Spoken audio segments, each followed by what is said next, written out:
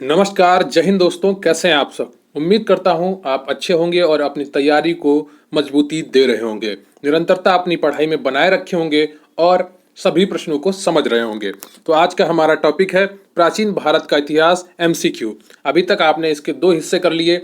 जितने भी UP triple SC आयोग द्वारा विभिन्न परीक्षाओं में प्राचीन भारत से पूछे गए प्रश्न थे, उनके दो पार्ट आपने अभी तक पढ़ लिए। आज पार्ट 3 पढ़ेंगे। टोटल 78 प्रश्न यूपी ट्रिपल एससी आयोग ने प्राचीन भारत से पूछे थे, जिसका आज अंतिम भाग है। क्लियर है आपको? इससे पहले आप 60 क्वेश्चन पढ़ चुके हैं। आज 18 प्रश्नों को और देखेंगे और उनकी डिटेलिंग को समझेंगे, ताकि भविष्य में आपका कोई भी प्रश्न इस हिस्से गलत ना हो। फिर इसके बाद हम लोग मध्यकालीन भारत का इतिहास पढ़ेंगे। तो ये आपका मुख्य सेविका की परीक्षा, यूपी ट्रिपल एससी पीटी की परीक्षा, वीडियो 2018 की परीक्षा या अन्य कोई परीक्षा जहां पर हिस्ट्री पूछी जाती है, उनके लिए महत्वपूर्ण क्लास है। तो राजपूत काल आज देखेंगे, पाल वंश देखेंगे और दक्षिण भारतीय राजवंश देखेंगे, प्राचीन साहित्य और कला।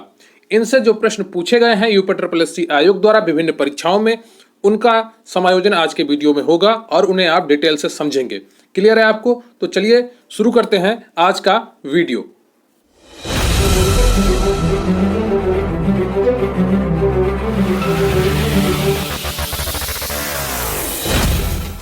लेकिन उससे पहले मैं आपसे रिक्वेस्ट करूंगा कि आप वीडियो को लाइक कर लें। चैनल पर नए हैं तो चैनल को सब्सक्राइब कर लें। आपके कमेंट बहुत ही महत्वपूर्ण होते हैं हमारे लिए, तो प्लीज़ कमेंट करके ज़रूर बताइएगा कि आपको वीडियो कैसा लगा, और मैं वीडियो के दौरान जो आपसे प्रश्न पूछूं उसका उत्तर भी कमेंट बॉक्स में ज़रूर लिखिएगा। टेलीग्राम चैनल पर आप हमें ज्वाइन कर सकते हैं, इसका लिंक आपको डिस्क्रिप्शन बॉक्स में मिल जाएगा। और प्लीज़ वीडियो अंत तक देखें। तो पहला टॉपिक होगा हमारा मध्यकालीन भारत के इतिहास एमसीक्यू में राजपूत राजवंश या राजपूत काल। क्लियर है आपको? क्या होगा टॉपिक हमारा? राजपूत राजवंश या राजपूत काल। यह आपका प्रश्न जो है ये विधान भवन रक्षक परीक्षा में पूछा गया है। तो मैंने इसकी नंबरिंग भी बदली नहीं, इसीलिए कि ताकि आपको ये पता रहे कि अभी तक हम कितने प्रश्न पढ़ चुके हैं और आगे कितने प्रश्न बचे हैं। तो हर वीडियो में नंबरिंग वही रही है, 1 से लेकर 78 तक, जो विभिन्न परीक्षाओं में पूछे हुए प्रश्न है। क्लियर है आपको? तो राजपूत राजवंश राजपूत काल का प्रश्न है आपका पहला कि 12वीं शताब्दी के आरंभ में दिल्ली पर किसका शासन था। 61वां प्रश्न है आपका, 12वीं शताब्दी के आरंभ में दिल्ली पर किसका शासन था। ए तोमर वंश, बी खिलजी वंश या सी सैयद वंश, बताइए, या डी तुगलक वंश। तो ए बी सी डी में कौन सा ऑप्शन आपका सही हो जाएगा? 12वीं शताब्दी के आरंभ में दिल्ली पर किसका शासन था? प्लीज बताइए, 12वीं शताब्दी के आरंभ में दिल्ली पर किसका शासन था? ए तोमर वंश, बी खिलजी वंश, सी सैयद वंश, डी तुगलक वंश। विधान भवन रक्षक परीक्षा 2018 में पूछा हुआ प्रश्न है। तो 61 का आपका सही ऑप्शन हो जाएगा ए तोमर वंश। तो 61वें का क्या ऑप्शन हो जाएगा आपका? ए तोमर वंश। क्लियर है आपको? तो इसका नोट्स देख लेते हैं। इस क्वेश्चन का क्या होगा नोट्स? 12वीं शताब्दी के आरंभ में दिल्ली पर तोमर वंश का शासन था। क्लियर है आपको? दिल्ली पर किसका था? तोमर वंश का शासन था।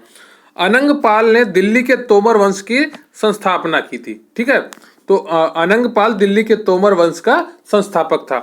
इस वंश के अंतिम शासक तेजपाल द्वितीय था। तो तोमर वंश का अंतिम शासक कौन था? तेजपाल द्वितीय था।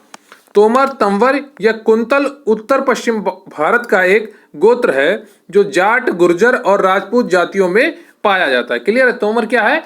ये तंवर या कुंतल उत्तर पश्चिम भारत का एक गोत्र है जो जाट, गुर्जर और राजपूत जातियों में पाया जाता है। क्लियर है आपको? आपका अगला प्रश्न है 62वां। जयचंद के विश्वासघात के कारण पृथ्वीराज चौहान की पराजय हुई। कालांतर में जयचंद कहां और कब मारा गया? बताइए, जयचंद के विश्वासघात के कारण पृथ्वीराज चौहान की पराजय हुई। कालांतर में जयचंद कहां और कब मारा गया? ऑप्शन ए आपका तराइन का युद्ध 1192, ऑप्शन बी चंदावर का युद्ध 1194, ऑप्शन सी कन्नौज 1194 या उपयुक्त में से कोई नहीं। अमीन परीक्षा 2016 में पूछा हुआ प्रश्न है आपका। तो जयचंद ने पृथ्वीराज को चौहान को विश्वासघात किया था या नहीं किया था वो अलग बात है, लेकिन आपका प्रश्न है कि कालांतर में जयचंद कहाँ और कब मारा गया था। प्रश्न आपका बस इतना है, जयचंद कब और कहाँ मारा गया था। तो इसका सही उत्तर हो जाएगा आपका 62 का कौन सा होगा आप बताइए? एबीसीडी में कौन सा ऑप्शन आपका सही हो जाएगा? बी, चंदावर के युद्ध में जो गौरी और जयचंद के बीच हुआ था उसमें मारा गया था। कौन? जयचंद मारा गया था। क्लियर है? मोहम्मद गौरी जीत गया था और जयचंद पराजित हुआ था। और तराइन के 1192 युद्ध में किसका किसका युद्ध हुआ था? कमेंट करके आप जरूर बताइएगा। पृथ्वीराज चौहान के 2 युद्ध हुए थे, वो कौन कौन से थे और उनका समय क्या था, वो कमेंट बॉक्स में जरूर बताइएगा। क्लियर है? आपका आज का प्रश्न यही है। तो अमीन परीक्षा 14/8/2016 में पूछा हुआ प्रश्न है कि कालांतर में जयचंद कब और कहां मारा गया। तो इसका सही उत्तर है चंदावर 1194। क्लियर है आपको? तो 1194 ईस्वी में मोहम्मद गौरी कन्नौज के शासक जयचंद पर आक्रमण करने के लिए भारत आया।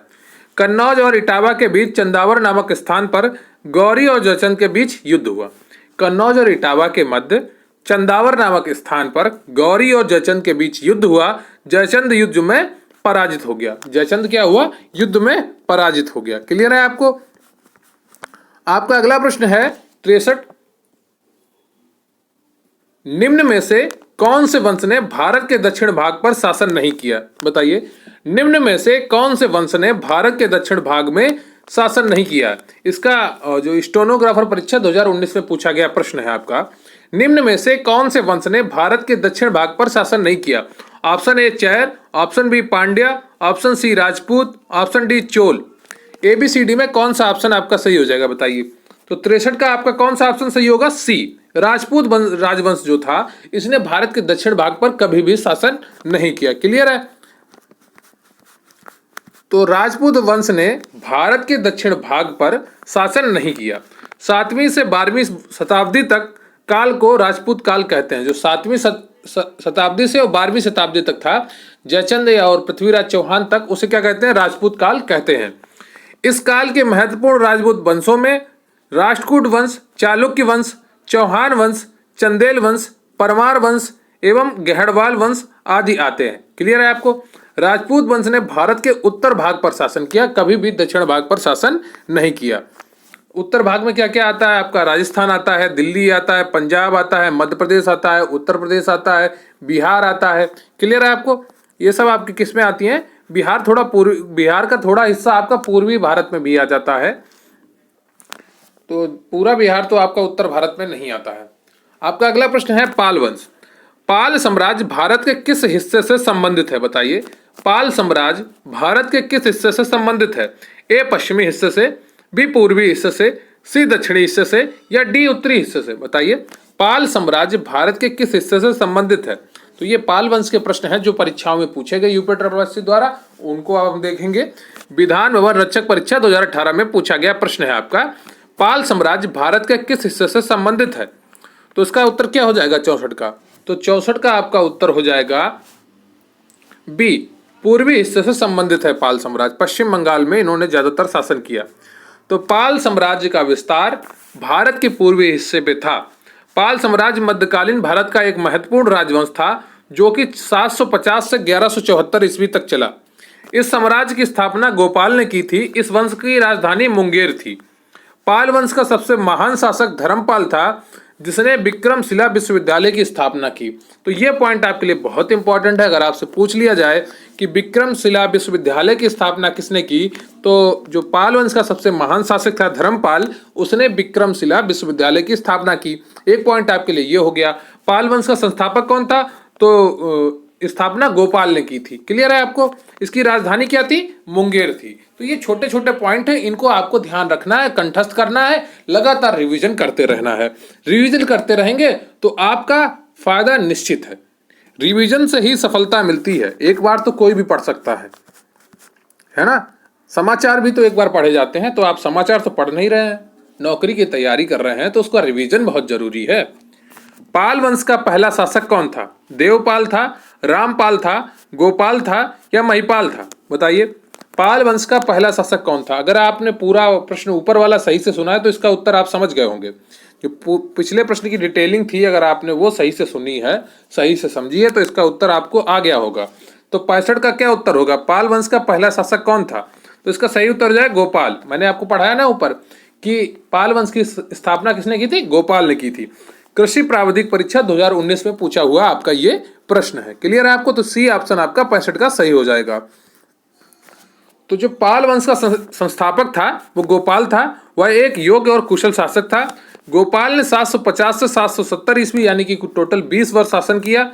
उसने ओदंतपुरी अर्थात वर्तमान बिहार शरीफ में एक मठ का निर्माण करवाया था। क्लियर है? तो ये इतना इंपॉर्टेंट नहीं है, पर ये पाल वंश का संस्थापक गोपाल था, ये आप याद रखिएगा। आपका अगला प्रश्न है, सिंचाई के लिए 16 मील लंबी चोल झील का निर्माण किस चोल शासक ने करवाया था? बताइए। सिंचाई के लिए 16 मील लंबी चोल झील का निर्माण इनमें से किस चोल शासक ने करवाया था? ऑप्शन है आपके अधिराज, बी राजेंद्र प्रथम, सी राजराज प्रथम, डी इनमें से कोई नहीं। चकबंदी लेखपाल परीक्षा 2015 में पूछा हुआ प्रश्न है आपका। तो हर प्रश्न आपका महत्वपूर्ण है क्योंकि विगत परीक्षाओं में आयोग द्वारा पूछा गया है। यहीं से मिले जुले प्रश्न आपके आने वाली परीक्षाओं में भी पूछे जाएंगे। तो कौन से टॉपिक से कितने प्रश्न पूछे जाते हैं, इनका बाकायदा अध्ययन करते रहिएगा, समझते रहिएगा कौन सा टॉपिक आपके लिए महत्वपूर्ण है। वैसे तो मैं बताता ही रहूंगा आपको, पर आपको भी ध्यान रखना है। क्लियर है? तो सिंचाई के लिए 16 मील लंबी चोल झील का निर्माण इनमें से किस चोल शासक ने करवाया था? तो अधिराज ने करवाया था, या राजेंद्र प्रथम ने करवाया था, या राजराज प्रथम ने करवाया था, इनमें से कोई नहीं। बताइए। तो 66 का आपका सही ऑप्शन हो जाएगा बी, राजेंद्र प्रथम ने जो चोल झील का निर्माण करवाया था जो 16 मील लंबी थी। क्लियर है आपको? तो बी ऑप्शन आपका बिल्कुल सही हो जाता है। तो सिंचाई के लिए 16 मील लंबी चोल झील का निर्माण राजेंद्र प्रथम ने करवाया था। इसकी अन्य उपलब्धियां लंका के अभियान को पूर्ण कर राजा महेंद्र को बंदी बनाना तथा पांड्य व केरल राज्यों में प्रतिनिधि मंडल भेजना और गंगैकोंड पंडित की उपाधि धारण करना था। तो अगर आपसे प्रश्न पूछ लिया जाए लंका अभियान को पूर्ण कर किसने राजा महेंद्र को बंदी बनाया था, तो वो थे राजेंद्र प्रथम थे। ठीक है। और आपसे अगर पूछा जाए किसने गंगैकोंड पंडित की उपाधि धारण की थी, तो वो राजेंद्र प्रथम ने की थी। क्लियर है आपको? तो मैं आपको क्वेश्चन की डिटेलिंग इसीलिए बताता हूं ताकि आपके एक साथ 4-5 क्वेश्चन तैयार हो जाएं। उनसे जुड़ा हुआ अगर कोई प्रश्न आपकी परीक्षा में बने तो आपके वो भी तैयार हो जाए। क्लियर है आपको? तो हर चीज आपके लिए जरूरी है, निरंतरता उस सबसे ज्यादा जरूरी है। लगातार पढ़ते रहिए, थोड़ा थोड़ा पढ़ते रहिए। कौन सा साहित्य संगम साहित्य के रूप में प्रसिद्ध है? बताइए। यह प्रश्न आपका परीक्षा में पूछा गया था लोअर प्रथम 2016 में। तो कौन सा साहित्य संगम साहित्य के रूप में प्रसिद्ध है? ऑप्शन ए तमिल साहित्य, बी वैदिक साहित्य, सी उर्दू साहित्य, डी संस्कृत साहित्य। बताइए इनमें से कौन सा ऑप्शन आपका सही हो जाता है? कौन सा साहित्य संगम साहित्य के रूप में प्रसिद्ध है? तो 67 का आपका सही हो जाएगा ए, तमिल साहित्य जो है आपका, ये आपका संगम साहित्य के रूप में प्रसिद्ध है। क्लियर है आपको? कोई कंफ्यूजन मत रखिए दिमाग में, दिमाग को एकदम फ्री रखिए, अपने को स्वतंत्र रखिए, ईमानदार बनिए, अपने प्रति ईमानदार बनिए, अपनी आदतों से ईमानदार बनिए। तमिल भाषा में लिखे गए प्राचीन साहित्य को संगम साहित्य कहा जाता है। क्या कहा जाता है? तमिल भाषा में लिखे प्राचीन साहित्य को संगम साहित्य कहा जाता है। सर्वप्रथम इन परिषदों का आयोजन पांड्य राजाओं के राजकीय संरक्षण में किया गया था। तो अगर आपसे प्रश्न पूछा जाए कि किसके संरक्षण में तमिल जो संगम समितियां थी या सभाएं थी, किसके संरक्षण में किया गया था उनका आयोजन, तो पांड्य राजाओं के संरक्षण में किया गया था। संगम का महत्वपूर्ण कार्य होता था कि उन कवियों तथा लेखकों की रचनाओं का अवलोकन करना जो अपनी रचनाओं को प्रकाशित करना चाहते थे। क्लियर है आपको? तो संगम का महत्वपूर्ण कार्य होता था उन कवियों तथा लेखकों की रचनाओं का अवलोकन करना जो अपनी रचनाओं को प्रकाशित करना चाहते थे। क्लियर है आपको? अब आपका अगला प्रश्न है 68 यानी कि 68। चोल अभिलेखों के अनुसार जैन सभाओं को दान में दिए जाने वाली भूमि को क्या कहा जाता था? बताइए। प्रश्न है आपका, चोल अभिलेखों के अनुसार जैन सभाओं को दान में दिए जाने वाली भूमि को क्या कहा जाता था? ग्राम विकास अधिकारी परीक्षा 2018 में पूछा हुआ प्रश्न है। तो जरूर बताइए उत्तर कि चोल अभिलेखों के अनुसार जैन सभाओं को दान में दिए जाने वाली भूमि को क्या कहा जाता था? ए ऑप्शन है आपका वेल्लानुवगाई, दूसरा ऑप्शन है साला भोग, तीसरा ऑप्शन है आपका पल्ली छांद्रम और चौथा ऑप्शन है आपका ब्रह्मदेव। तो इनमें से कौन सा ऑप्शन आपका सही हो जाएगा ए बी सी डी में? तो 68 का आपका सही हो जाएगा सी, जो पल्ली छांद्रम है ये जैन सभाओं को दान में दिए जाने वाली भूमि कहलाती थी। क्लियर है आपको? ग्राम विकास अधिकारी 2018 में पूछा हुआ प्रश्न है आपका। तो अभी सारा हम लोग देखेंगे कौन सी भूमि को क्या कहते थे। चोल अभिलेखों के अनुसार चोल काल में भूमि जो दान में दी जाती थी उसका विवरण निम्नवत है। तो आपका वेल्लानुवगाई कौन सी भूमि होती थी? गैर ब्राह्मण किसान स्वामी की भूमि।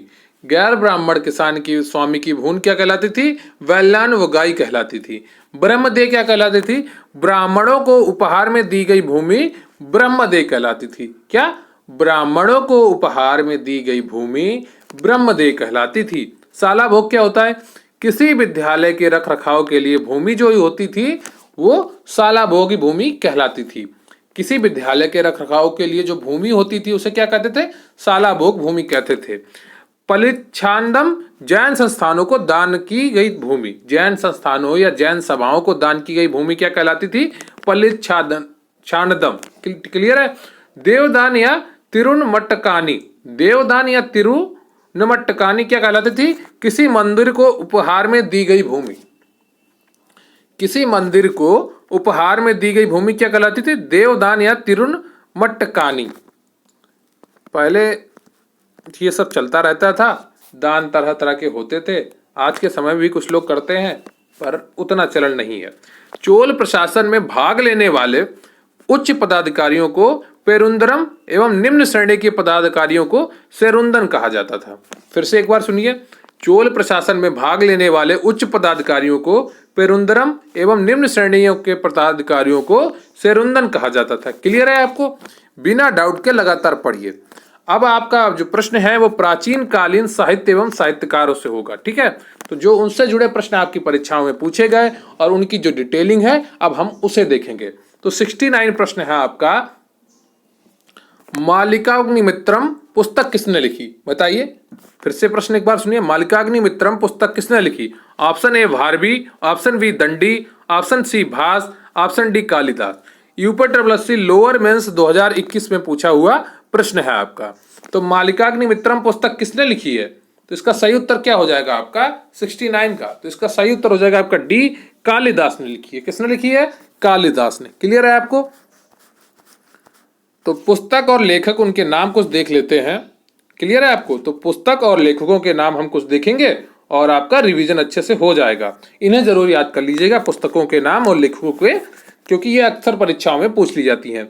तो मालिकाग्निमित्रम कालिदास ने लिखी, 10 कुमार चरितम दंडी ने लिखी, स्वप्नवास दत्ता महाकवि भास ने लिखी और आपका कृतार्जुनियम भारवी ने लिखी। क्लियर है आपको? एक बार फिर से देखिए, मालिकाग्निमित्रम किसने लिखी? कालिदास ने। 10 कुमार चरितम किसने लिखी? दंडी ने। स्वप्नवास दत्ता किसने लिखी? महाकवि भास ने। और कृतार्जुनियम किसने लिखी? भारवी ने लिखी। क्लियर है आपको? तो ये इसी तरह से आप इनको याद कर लेंगे। तो जब कोई चीज याद करने वाली हो, फैक्ट, उनको एक बार बोला जरूर करिए और मन में बोलते समय मन में सोचा करिए कि आंखें बंद की और बोल रहे हैं और सोच रहे हैं उस चीज को, तो ऐसे आपको चीजें ज्यादा जल्दी याद हो जाएंगी। क्लियर है आपको? आपका अगला प्रश्न है, अभिज्ञान शाकुंतलम किताब के लेखक कौन है? बताइए। तुलसीदास हैं या सूरदास हैं या कालिदास हैं या रायदास हैं? ग्राम विकास अधिकारी 2018 की परीक्षा में पूछा हुआ प्रश्न है। तो इसका सही उत्तर क्या हो जाएगा? अभिज्ञान शाकुंतलम किताब के लेखक कौन है? तुलसीदास या सूरदास या कालिदास या रायदास? बताइए। अगर आपने अभी तक चैनल को सब्सक्राइब नहीं किया है तो प्लीज चैनल को सब्सक्राइब कर लीजिए और वीडियो को लाइक कर लीजिए। कमेंट करके जरूर बताइएगा कि आपको वीडियो कैसा लगा, मुझे आपके कमेंट का इंतजार रहता है। तो बताइए, अभिज्ञान शाकुंतलम किताब के लेखक कौन है? तुलसीदास हैं या सूरदास हैं या कालिदास हैं या रायदास हैं? तो इसका सही उत्तर हो जाएगा आपका 70 का सी, कालिदास। कालिदास की जितनी भी किताबें हैं वो सब आपको याद कर लेनी चाहिए, क्योंकि ये बहुत ही ज्यादा परीक्षाओं में पूछी जाती हैं। हर दूसरी तीसरी परीक्षा में कालिदास से जुड़ी हुई एक रचना का नाम पूछा जाता है, क्योंकि एक बहुत ही विद्वान हुए थे कालिदास। तो प्राचीन कालीन पुस्तकें और उनके लेखक निम्नवत हैं। देखिए, आपका अष्टाध्यायी किसने लिखी थी? पाणिनि ने लिखी थी। रामायण किसने लिखी? वाल्मीकि ने लिखी। महाभारत किसने लिखी? वेद व्यास ने लिखी। महाभाष्य किसने लिखी? पतंजलि ने लिखी। अभिज्ञान शाकुंतलम किसने लिखी? कालिदास ने लिखी। रघुवंशम किसने लिखी? कालिदास ने लिखी। पंचतंत्र किसने लिखी? विष्णु शर्मा ने लिखी। कामसूत्र किसने लिखी? वात्सायन ने लिखी। सूर्य सिद्धांत किसने लिखी? आर्यभट्ट ने लिखी। बुद्ध चरित्र किसने लिखा? अश्वघोष ने लिखा। पृथ्वीराज रासो किसने लिखा? चंद्रवरदाई ने लिखा। और गीत गोविंद किसने लिखा? जयदेव ने लिखा। क्लियर है आपको? तो अष्टाध्यायी किसने लिखी? पाणिनि ने। रामायण किसने लिखी? वाल्मीकि ने। महाभारत किसने लिखी? वेद व्यास ने। महाभाष्य किसने लिखी? पतंजलि ने। अभिज्ञान शाकुंतलम किसने लिखी? कालिदास ने। रघुवंशम किसने लिखी? कालिदास ने। पंचतंत्र किसने लिखी? विष्णु शर्मा ने। मोस्ट इंपॉर्टेंट है, इसे आप रट डालिए। पंचतंत्र विष्णु शर्मा, महाभाष्य पतंजलि, अभिज्ञान शकुंतलम कालिदास, रघुवंशम कालिदास, कामसूत्र वत्सायन, सूर्य सिद्धांत आर्यभट्ट, बुद्ध चरित अश्वघोष, पृथ्वीराज रासो, ये भी आपकी मोस्ट इंपॉर्टेंट है, बहुत बार परीक्षाओं में पूछी गई है। गीत गोविंद मोस्ट इंपॉर्टेंट है, बहुत बार परीक्षा में पूछी गई है। तो गीत गोविंद आपने किसने लिखी? जयदेव ने। पृथ्वीराज रासो किसने लिखी? चंद्रवरदाई ने लिखी। तो क्लियर है आपको।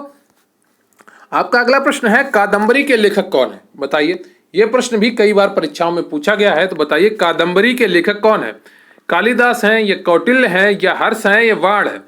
जूनियर इंजीनियर परीक्षा 2016 में पूछा हुआ प्रश्न है आपका, तकनीकी इंजीनियर। ठीक है, तो कादंबरी के लेखक कौन है? कालिदास हैं, या कौटिल्य हैं, या हर्ष हैं, या वाण है? बताइए इनमें से कौन सा ऑप्शन आपका सही हो जाता है?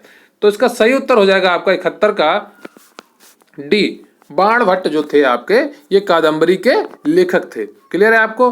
तो कादंबरी संस्कृत साहित्य का महान उपन्यास है। इसके रचनाकार बाण भट्ट थे। इन्होंने हर्षचरित्र की भी रचना की है। अगर आपसे अगली परीक्षा में पूछ लिया जाए कि हर्षचरित्र की रचना किसने की है, तो किसने की है? बाण भट्ट ने की है। क्लियर है आपको। आपका अगला प्रश्न है 72, विशाख दत्त द्वारा लिखित मुद्रा राक्षस किस भाषा में लिखी गई है? अगला प्रश्न है आपका, विशाख दत्त द्वारा लिखित मुद्रा राक्षस कौन सी भाषा में लिखी गई है? आपके ऑप्शन है तमिल, पाली, संस्कृत या हिंदी। राजस्व निरीक्षक परीक्षा 2016 में पूछा हुआ प्रश्न है आपका।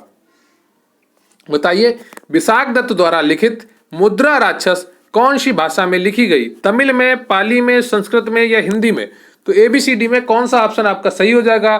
तो 72 का आपका ऑप्शन सही होगा, संस्कृत। क्लियर है आपको। विशाख दत्त द्वारा लिखित मुद्रा राक्षस संस्कृत भाषा में लिखी गई है। क्लियर है आपको। तो मुद्रा राक्षस 4वीं शताब्दी में रचित संस्कृत का ऐतिहासिक घटना नाटक है। इसके रचयिता विशाख दत्त हैं। इसमें चाणक्य और चंद्रगुप्त की राजनीतिक सफलताओं का विश्लेषण है। इसमें चाणक्य और चंद्रगुप्त की राजनीतिक सफलताओं का विश्लेषण है। तो मुद्रा राक्षस 4वीं शताब्दी में रचित संस्कृत का एक ऐतिहासिक नाटक है। कभी कभी इसकी विधा भी पूछ ली जाती है, तो आपको पता होना चाहिए मुद्रा राक्षस क्या है, एक नाटक है। इसके रचयिता कौन है? विशाख दत्त हैं। इसमें चाणक्य और चंद्रगुप्त की राजनीतिक सफलताओं का विश्लेषण है। तो मुद्रा राक्षस में किसका विश्लेषण है? चंद्रगुप्त और चाणक्य की राजनीतिक सफलताओं का। इस ऐतिहासिक नाटक की हिंदी में रूपांतरित करने का श्रेय भारतेंद्र हरिश्चंद्र को जाता है। इसको जो मुद्रा राक्षस का हिंदी रूपांतरण किसने किया? भारतेंद्र हरिश्चंद्र ने किया है। क्लियर है आपको। आपका अगला प्रश्न है, मेगास्थनीज जिसने भारत के बारे में प्रसिद्ध ग्रंथ इंडिका लिखी है, वह मूल रूप से किस देश का था? बताइए। मेगास्थनीज जिसने भारत के बारे में प्रसिद्ध ग्रंथ इंडिका लिखी है, वह मूल रूप से किस देश का था? पुर्तगाल से था, ग्रीस से था, मिस्र से था या तुर्की से था? लोअर एग्जाम आपका 2019 में पूछा हुआ प्रश्न है। बताइए मेगास्थनीज द्वारा जो इंडिका लिखी गई, प्रसिद्ध ग्रंथ इंडिका लिखा गया, वह मूल रूप से किस देश का था? तो मेगास्थनीज किस देश का था? बताइए एबीसीडी में कौन सा ऑप्शन आपका सही हो जाता है? तो इसका सही उत्तर हो जाएगा आपका 73 का बी, ग्रीस, जिसे आप यूनान भी कहते हैं। क्लियर है आपको। तो मिस्र कहां से, वो मेगास्थनीज कहां से आया था? ग्रीस या यूनान से आया था। मेगास्थनीज चंद्रगुप्त मौर्य के दरबार में आया था। उसने जो कुछ भारत में देखा उसका वर्णन उसने इंडिका नामक पुस्तक में किया है। मेगास्थनीज यूनान यानी कि ग्रीस का निवासी था। क्लियर है आपको।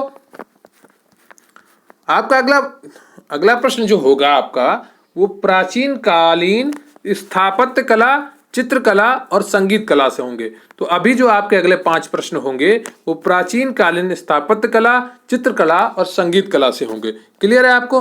तो आपका पहला प्रश्न है इससे रिलेटेड, खजुराहो समूह के प्रसिद्ध स्मारक किस राज्य में है? बताइए खजुराहो समूह के प्रसिद्ध स्मारक किस राज्य में है? उत्तर प्रदेश में, मध्य प्रदेश में, राजस्थान में या महाराष्ट्र में?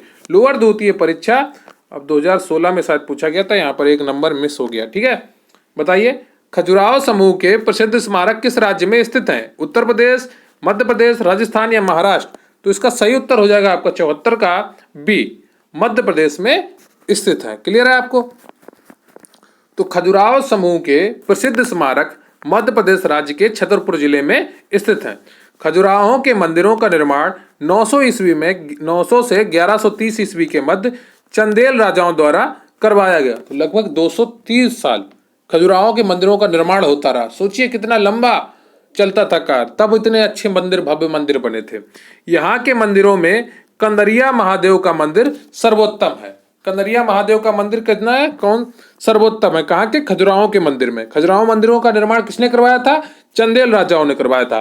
कई बार आपका परीक्षा में प्रश्न पूछा गया है कि खजुराहो मंदिरों का निर्माण कौन राजाओं ने करवाया था?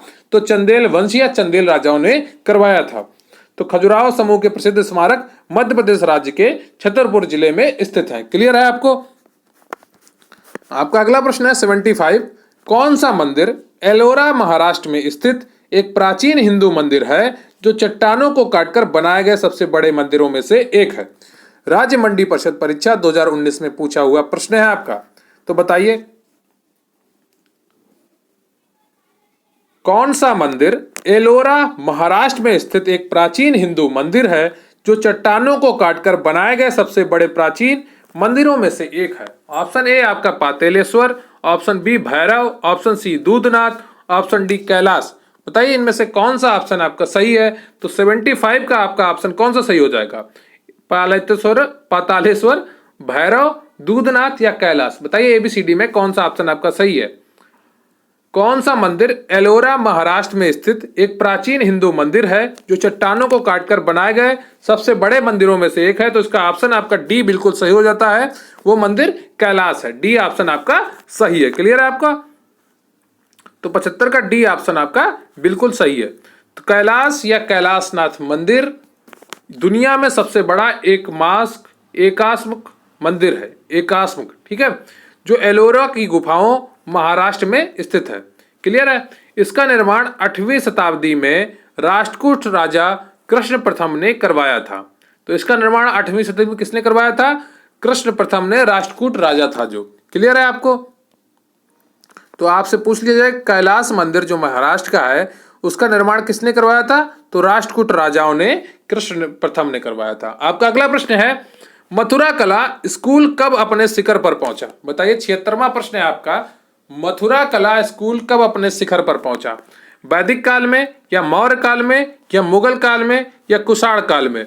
यूडीए एलडीए परीक्षा 2015 में पूछा हुआ आपका प्रश्न है। बताइए मथुरा कला स्कूल कब अपने शिखर पर पहुंचा? वैदिक काल में, मौर्य काल में, मुगल काल में या कुषाण काल में? तो एबीसीडी में कौन सा ऑप्शन आपका सही हो जाएगा? 76 का डी। कुषाण काल में मथुरा कला स्कूल अपने शिखर पर पहुंचा। कुषाणों का सबसे महान शासक कौन था? कनिष्क था। क्लियर है आपको?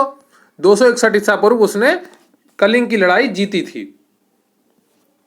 मथुरा कला स्कूल कुषाण काल में अपने सर्वोच्च शिखर पर पहुंचा।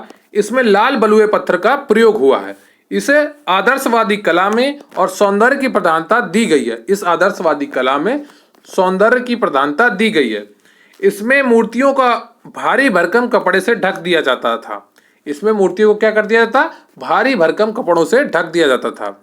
इस कला में देवताओं की मूर्तियों में आध्यात्मिकता और भौतिकता दोनों दिखती हैं, दिखाई देती हैं या दिखती हैं, ठीक है।